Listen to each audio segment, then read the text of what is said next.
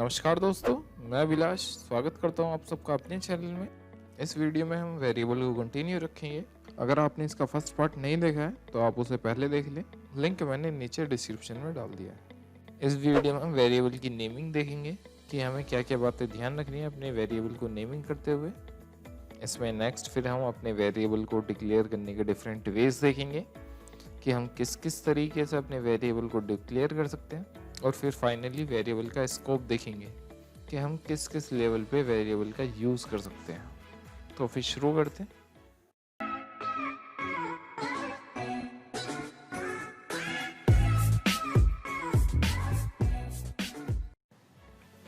तो मैंने ये सेम ही एग्जांपल लिया है जो मैंने अपनी लास्ट क्लास में लिया था, ताकि आप बेटर समझ पाएँ। और ये कोड भी हमने लास्ट क्लास में देख लिया था। उम्मीद करता हूँ इसे तो समझने में आपको कोई प्रॉब्लम नहीं हुई होगी। तो इस कोड के थ्रू हमने ये नेम कॉलम को पॉपुलेट किया था, पर अब इस टेबल में हम सारी लास्ट ब्लैंक सेल को पॉपुलेट करेंगे, मतलब कि एक पर्सन का फुल डेटा फीड करेंगे। जैसे यहाँ पे मैं सीरियल नंबर दूंगा, फिर नेम, एज और आधार नंबर। तो फिर देखते हैं कि इसे कैसे करेंगे। सीरियल नंबर देने के लिए पहले मुझे एक वेरिएबल डिक्लेयर करना होगा, तो मैं यहाँ पर एक वेरिएबल डिक्लेयर कर देता हूँ, dim num as integer। Next, name के लिए मैंने वेरिएबल डिक्लेयर कर ही रखा है, dim name as string। और इसके बाद मुझे एज के लिए भी एक वेरिएबल डिक्लेयर करना होगा, dim age as। एज के लिए मैं बाइट डेटा टाइप यूज़ कर लेता हूँ, क्योंकि एज मैक्सिमम 100, 120 या 150 तक जा सकती है, तो यहाँ मैं बाइट डेटा टाइप यूज़ कर लेता हूँ। आधार नंबर के लिए मैं स्ट्रिंग डेटा टाइप यूज़ कर लेता हूँ, डिम आधार एज स्ट्रिंग। तो यहाँ मैंने वेरिएबल्स डिक्लेयर कर दिए हैं, जितने भी मुझे वेरिएबल्स की ज़रूरत थी। अब मैं इन वेरिएबल में वैल्यूज़ डालता हूँ। तो नम में मैं डाल देता हूँ नेक्स्ट सीरियल नंबर मेरा 6 है, तो यहाँ मैं 6 दे देता हूँ, 6। नेम में मैं अपने भाई का नाम डाल देता हूँ, चित्रेश। और एज में मैं उसकी एज दे देता हूँ, 26। और नेक्स्ट आधार में मैं इसका आधार नंबर देता हूँ, आधार मतलब कि कोई रैंडम नंबर देता हूँ। इसका डेटा टाइप मैंने स्ट्रिंग लिया है, तो इसे मैं डबल कोट में ही दूंगा। तो यहाँ पर मैंने अपने वेरिएबल में वैल्यूज़ डाल दी हैं। अब नेक्स्ट स्टेप है इन वैल्यूज़ को टेबल में डालना। तो सबसे पहले मैं टेबल में नॉन ब्लैंक सेल एक्टिव करता हूँ, इसे मैं हटा देता हूँ। तो जैसे कि मुझे इस टेबल में नॉन ब्लैंक सेल A9 को सिलेक्ट करना है, तो इसके लिए मुझे पहले इस कॉलम में कोई भी नॉन एम्प्टी सेल ले लेना है। जैसे कि मैं A4 को ले लेता हूँ, रेंज A4। अब मैं इसके एंड तक जाऊँगा, एंड एक्सेल डाउन। तो अभी मैं A8 सेल पर आया हूँ, पर मुझे ये वाली सेल चाहिए A9, तो उसके लिए मैं ऑफसेट का यूज़ कर लेता हूँ, ऑफसेट 1,0 डॉट सेलेक्ट। तो ये जो मैंने सेल सेलेक्ट किया है A9, इसकी वैल्यू में जो मैंने वेरिएबल में नम दे रखा था वो असाइन करा देता हूँ। तो active cell dot value equal to num. अब नेक्स्ट सेल है मेरी नेम की, तो इसके नेक्स्ट सेल में मैं नेम असाइन करा देता हूँ। तो active cell dot offset 0,1 dot value equal to name. और सेम इसी तरह से मैं नेक्स्ट एज को भी असाइन करा देता हूँ, active cell dot offset 0,2 dot value equal to age. और इसकी नेक्स्ट सेल में मैं आधार नंबर दे देता हूँ, active cell dot offset 0,3 equal to Aadhaar. तो यहाँ मेरा कोड कंप्लीट हो गया है। अब इसे मैं रन करता हूँ, रन। तो यहाँ पर मेरा मैसेज भी आ गया और यहाँ पे मेरा टेबल में डेटा फीड भी हो गया है। तो यहाँ पर आपने देखा मैंने अपनी रिक्वायरमेंट के अकॉर्डिंग वेरिएबल्स डिक्लेयर किए हैं, फिर इनमें वैल्यू असाइन करिए और फाइनली इन वैल्यूज़ को टेबल में डाल दिया है। तो इस पार्ट को मैं अभी टच नहीं करूँगा क्योंकि ये वीडियो वेरिएबल से रिलेटेड है, तो फिर हम वेरिएबल को ही देखते हैं। तो आपने यहाँ पर देखा कि मैंने एक वेरिएबल को डिक्लेयर करने के लिए डिम, उसका नेम और फिर उसके बाद डेटा टाइप। अगर मैं इन वेरिएबल को कुछ चेंज करना चाहता हूँ तो उसकी पॉसिबिलिटीज़ देखते हैं। इसमें पहला तरीका है, जो मैंने अपने वेरिएबल सेपरेटली डिक्लेयर किया है उसे मैं कोमे से सेपरेट करके भी डिक्लेयर कर सकता हूँ। जैसे कि इसे मैं यहाँ से कट करता हूँ, कट, और यहाँ इसे पेस्ट कर देता हूँ और सेम इसी तरह से और भी।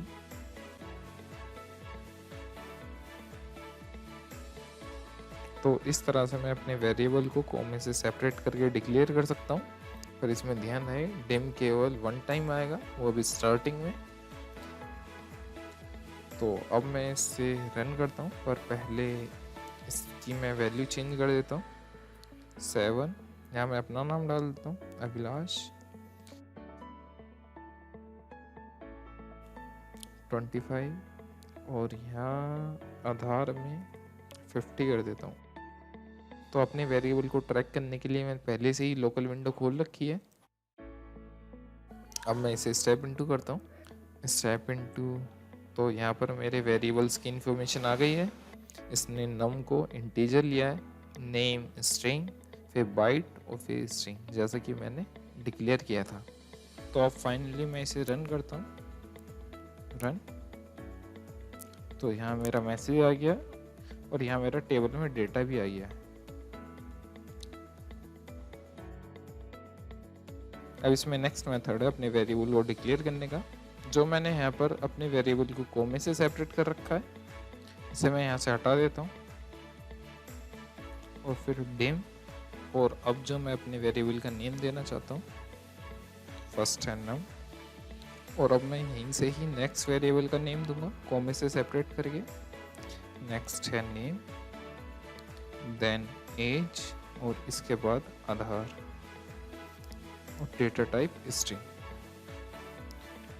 रन करने से पहले मैं इसकी वैल्यू चेंज कर देता हूँ 8। यहाँ मैं अपने छोटे भाई का नाम दे देता हूँ शिवा, एज 23।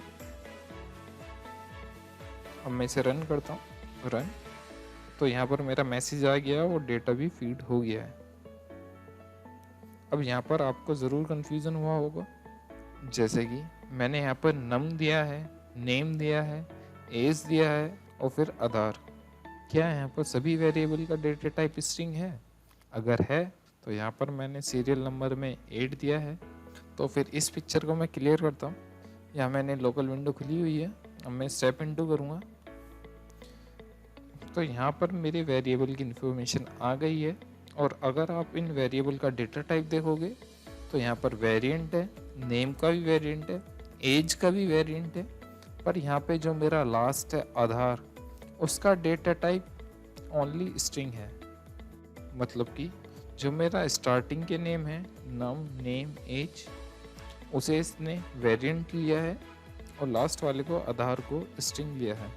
तो यहाँ पर जो भी मैं कोमे से सेपरेट करूँगा अपने वेरिएबल को, उसका जो लास्ट वेरिएबल होगा ये डेटा टाइप उसी को रिप्रेजेंट करेगा और रेस्ट वेरिएबल मेरे वेरिएंट डेटा टाइप हों। और वेरिएंट डेटा टाइप सभी डेटा टाइप को रिप्रेजेंट करता है, इसलिए यहाँ पर इसने एरर नहीं दी। तो उम्मीद करता हूँ आपको ये भी समझ में आ गया होगा। तो नेक्स्ट बातें करते हैं इसके नेमिंग की। क्या हमें अपने वेरिएबल का नेम देते हुए क्या क्या बातें ध्यान रखनी है, तो फिर देखते हैं। इसे मैं हटा देता हूँ और जो मेरे स्टार्टिंग में वेरिएबल थे उन्हें ही डिक्लेयर कर देता हूँ।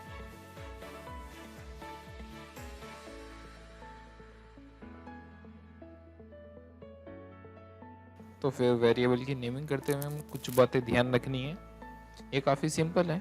जो रूल्स हमने मॉड्यूल को रीनेमिंग करते हुए सीखी थी वो सब रूल्स यहाँ पे भी अप्लाई होंगे। अगर आपने मेरी मॉड्यूल वाली वीडियो नहीं देखी है तो आप प्लेलिस्ट में जाकर उसे देख सकते हैं, पर फिर भी मैं यहाँ पर एक बार रिपीट करता हूँ। जैसे कि इसमें फर्स्ट है, मेरा वेरिएबल किसी न्यूमेरिक डिजिट से स्टार्ट नहीं होगा, जैसे कि मैं यहाँ पर 1 num दूंगा तो ये मना करेगा। अगर मैं इसी न्यूमेरिक को कैरेक्टर्स के बीच में या फिर लास्ट में डालूंगा तो ये ले लेगा 1, तो इसने ले लिया है। और अगर मैं बीच में ही डालता हूँ तो भी इसने ले लिया है। अब बात आती है स्पेशल कैरेक्टर की। तो वेरिएबल नेम में ना तो स्टार्टिंग में, ना मिडिल में, ना एंड में कोई भी स्पेशल कैरेक्टर नहीं आएगा। जैसे कि मैं दिखाता हूँ, @ तो इसने एरर दिया।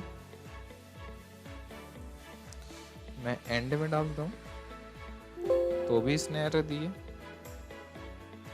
अब मैं कोई दूसरा स्पेशल कैरेक्टर ले लेता हूँ तो इसने एरर दिया। तो ये स्पेशल कैरेक्टर को नहीं लेता, पर एक स्पेशल कैरेक्टर है जो कि ये ले लेता है, वो है अंडरस्कोर। तो इसने यहाँ पर ले लिया है। पर इसमें भी एक और बात है, ये अंडरस्कोर स्टार्टिंग में नहीं लेता, तो इसने एरर दे दी। तो ये पॉइंट भी आप ध्यान रखना।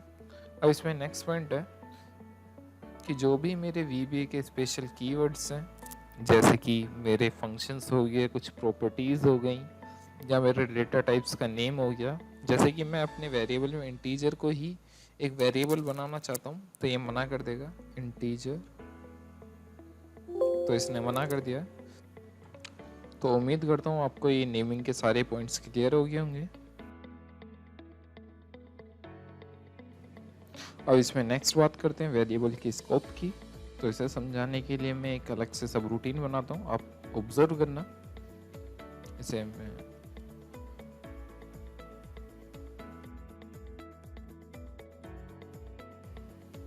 सब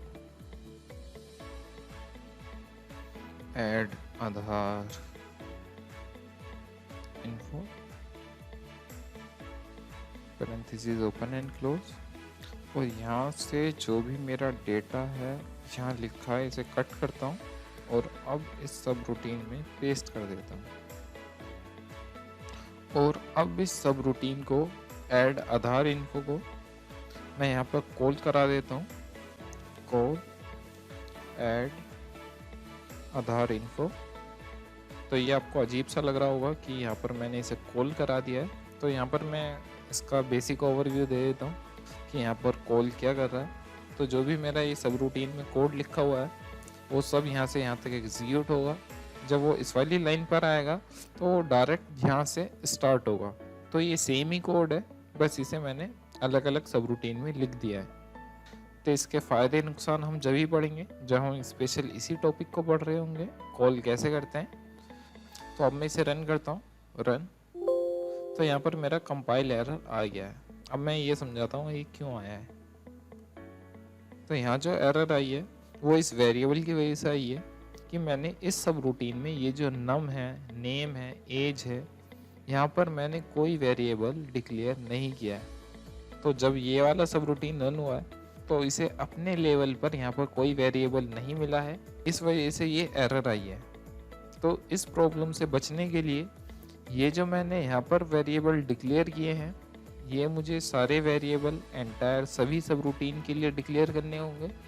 मतलब कि मॉड्यूल लेवल पर डिक्लेयर करने होंगे कि मेरा इस मॉड्यूल में कोई भी सब रूटीन हो कि ये वेरिएबल सभी सब रूटीन के लिए अलाउ होंगे। तो इसके लिए मुझे क्या करना होगा, इसे मैं यहाँ से कट कर देता हूँ और यहाँ पर सब रूटीन के बाहर इसे पेस्ट कर देता हूँ। और अब इस सेम कोड को मैं रन करता हूँ, रन। तो यहाँ पर मेरा मैसेज भी आ गया है और यहाँ पे डेटा ऐड भी हो गया है। मैंने यहाँ पर डेटा चेंज नहीं किया था इसलिए सेम डेटा आया है। तो ये जो मेरे वेरिएबल है तो इन्हें मैंने मॉड्यूल लेवल पर डिक्लेयर किया कि इस मॉड्यूल में जितनी भी सब रूटीन है उन सभी सब रूटीन्स के लिए वेरिएबल एप्लीकेबल होंगे। अगर मैं चाहता हूँ कि यहाँ पर सभी मॉड्यूल्स के लिए ये सेम वेरिएबल एप्लीकेबल हो तो यहाँ पर मुझे डिम की जगह पब्लिक करना होगा। और यहाँ पर मैं एक और मॉड्यूल इंसर्ट करता हूँ, इंसर्ट मॉड्यूल, और ये वाला सब रूटीन जो था इसे मैं यहाँ से कट करता हूँ और इस मॉड्यूल में पेस्ट कर देता हूँ। और अब इस सेम कोड को मैं रन करता हूँ, डेटा मेरा सेम ही है, रन। तो यहाँ पर मेरा मैसेज यहाँ टेबल में डेटा आ गया है। तो उम्मीद करता हूँ आपको ये भी समझ में आ गया होगा। अगर मुझे अपने सब रूटीन में ही वेरिएबल डिक्लेयर करना है तो मैं सब रूटीन में ही वेरिएबल डिक्लेयर करूँगा। अगर मुझे मॉड्यूल लेवल पर वेरिएबल चाहिए तो मैं डिम से अपना वेरिएबल डिक्लेयर करूँगा।